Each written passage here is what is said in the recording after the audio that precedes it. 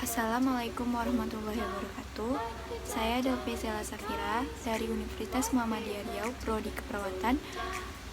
Kali ini saya akan menyampaikan hasil PPT saya.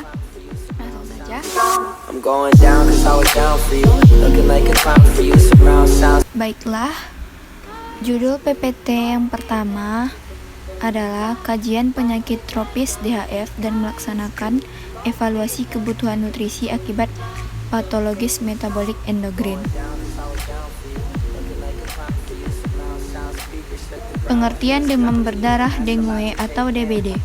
DBD atau demam berdarah dengue adalah penyakit yang disebabkan oleh salah satu tempat virus dengue.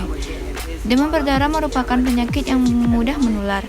Sarana penularan demam berdarah sendiri berasal dari gigitan nyamuk Aedes aegypti dan Aedes albopictus.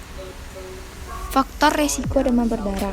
Demam berdarah dapat dipicu oleh beberapa faktor, yaitu yang pertama, pernah mengalami infeksi virus dengue sebelumnya. Yang kedua, tinggal atau bepergian ke daerah tropis. Yang ketiga, bayi, anak-anak, dan orang lanjut usia dan orang kekebalan tubuhnya yang lemah sangat rentan terkena DBD. Pengobatan demam berdarah. Yang pertama, banyak minum cairan agar terhindar dari dehidrasi. Yang kedua, istirahat yang cukup. Yang ketiga, konsumsi paracetamol sebagai obat penurun panas yang relatif aman. Yang keempat, pantau frekuensi buang air kecil dan jumlah urin yang keluar. Judul yang kedua PPT saya yaitu gangguan kebutuhan nutrisi akibat patologis pencernaan dan metabolik endogrin. Yang pertama, anamnesa gangguan sistem pencernaan dan metabolik endogrin.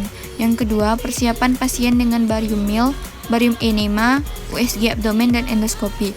Yang ketiga, pemeriksaan fisik, kondisi saluran pencernaan, bentuk abdomen, kesulitan mengunyah dan menelan, dan bising usus. Yang keempat, masalah keperawatan pada ulkus peptikun. Perawatan pada gangguan kebutuhan nutrisi. Yang pertama, memasang NGT. Yang kedua, memberi makan pada NGT. Yang ketiga, merawat kolostomi. Yang keempat, bilas lambung. Yang kelima, memberikan obat sesuai program terapi. Gangguan endogrin. Gangguan endogrin adalah penyakit yang terkait dengan kelenjar endogrin pada tubuh. Gejala dari gangguan endogrin dapat berkisar dari ringan, tidak ada gejala, hingga gejala serius yang mempengaruhi seluruh tubuh, tergantung pada bagian spesifik dari sistem endogrin yang terpengaruh. Contohnya diabetes haus atau lapar berkelebihan, kelelahan, sering buang air kecil, suka mual dan muntah, serta perubahan penglihatan. Pengobatan gangguan endogrin yang pertama memperbaiki ketidakseimbangan hormon, yang kedua mengkonsumsi pola makan yang sehat dan seimbang, ketiga memiliki gaya hidup yang sehat, dan yang keempat konsultasi dengan dokter. Faktor yang mempengaruhi nutrisi, yang pertama faktor fisiologis yaitu intake nutrien, kemampuan mendapat dan mengolah makanan, pengetahuan gangguan menelan, perasaan tidak nyaman setelah makan. Yang kedua, kemampuan mencerna nutrien, absorpsi saluran cerna, malabsorpsi nutrien. Yang ketiga, kebutuhan metabolisme, pertumbuhan, stres.